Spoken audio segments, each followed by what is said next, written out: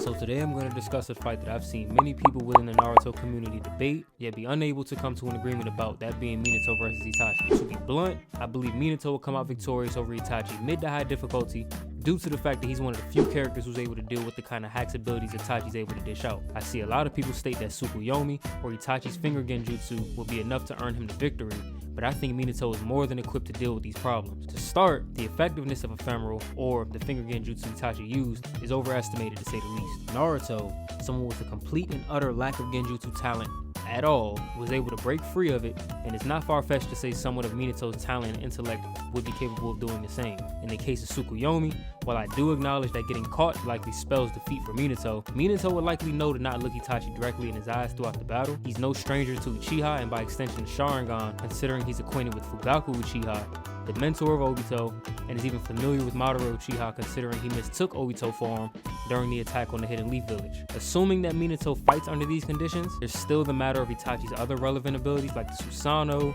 Totsuka Blade, Yada Mirror, and Amaterasu, and my counter for all of these is Minato is simply too fast for any of them to land. In the case of Amaterasu, the 4th Raikage was able to dodge a shot at him by Sasuke, and it's never been stated or implied that the speed of the flames vary based on the user casting them. It has been stated and shown, however, that Minato, even as a Jonin, is faster than the Raikage, even while amped by the same lightning chakra cloak that he used against Sasuke at the 5 Kage summit. In the case of Susanoo and the Yada Mirror, Itachi's armor isn't omnidirectional, and if Minato is able to touch Itachi even once throughout the fight, the barrier is rendered useless anyway due to the flying Raijin mark never disappearing, giving Minato access to close quarters combat at will, and the Totsuka Blade is simply too slow to hit someone who can teleport to any seal mark he's left on the battlefield fast enough to avoid even something like Kamui. I also haven't even mentioned other things like Itachi's stamina issues, Minato's ability to enter perfect sage mode despite him saying that he's not good at it. We saw him enter it in like 2 seconds and he wasn't deformed like Jiraiya. He had the same pigmentation around his eyes as Naruto did,